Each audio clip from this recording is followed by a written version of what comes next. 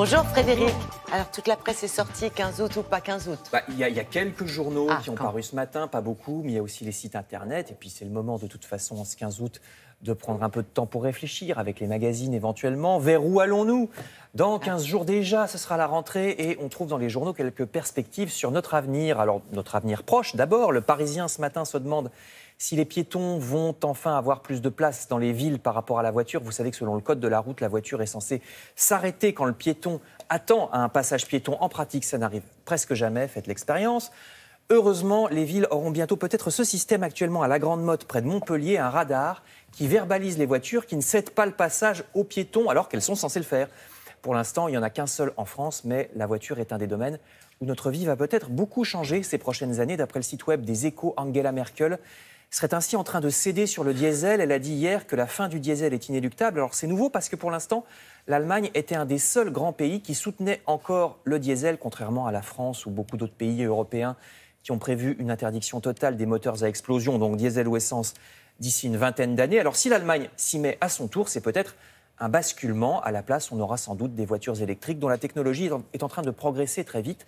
D'après les Échos toujours, la reprise économique est d'ailleurs en train d'arriver. Alors est-ce que cette reprise nous poussera ou pas à faire des réformes et des innovations? Est-ce qu'on est au début d'une nouvelle ère du point de vue de la technique? C'est pas sûr, mais les Échos posent la question sur leur site internet. Au niveau mondial aussi, on peut se demander vers où on va. Est-ce que la population mondiale, par exemple, va continuer à exploser? Voyez cette photo. Alors, c'est une prison aux Philippines. Voyez cette... Oh là là! Mais ça pourrait être aussi bien, dans Science et Vie Junior, une plage en Chine ou une foule à New York. On est 7 milliards d'êtres humains, bientôt 9 milliards. Donc, nous épuisons les ressources de la planète et nous réduisons la place de la nature. Il y a de moins en moins de forêts ou d'animaux sauvages. Regardez cette photo. Y aura-t-il encore dans quelques années des rhinocéros, se demande Science et Vie Junior. Ici, c'est un garde qui protège des rhinocéros orphelins parce que leurs parents... La solution, c'est de dormir avec, donc. Non, mais parce que c'est des orphelins, c'est des jeunes rhinocéros parce que leurs parents ont été tués par des braconniers.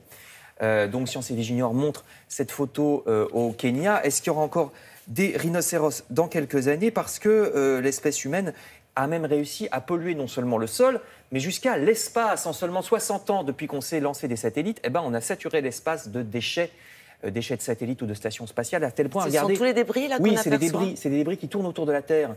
Et ça devient dangereux pour les cosmonautes, tellement ces débris sont nombreux, parce qu'un tout petit débris, ça arrive à une telle vitesse que ça peut transpercer le scaphandre. Oui, donc des scientifiques suisses essayent en ce moment, c'est la Suisse comme par hasard, de nettoyer l'espace avec un satellite balayeur pour ramasser les débris, nettoyer l'espace, tous ces articles. Qu'est-ce qu'on peut en faire de ces débris?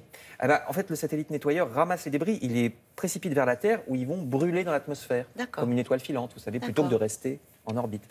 À propos de nettoyage toujours, est-ce que justement ces prochaines années, on arrivera aussi à nettoyer Internet et ces déferlements de haine? Là aussi, il y a du nettoyage à faire. Vous voyez le Figaro.fr à propos des néo-nazis américains, vous savez, à Charlottesville, on en a beaucoup parlé. Il y a une insurrection anti-nazis sur le web, dit le titre du Figaro. Ce sont des pirates informatiques qui essayent de détruire les sites internet d'extrême droite. Des internautes sont en train de pirater un site web néo-nazi américain très connu, parce que oui, ça existe, il y a des sites web néo-nazis américains. D'autres internautes repèrent sur photo... Pas que américains d'ailleurs. Oui, non, mais là c'est aux États-Unis effectivement. Ça existe. Ouais. C'est vrai.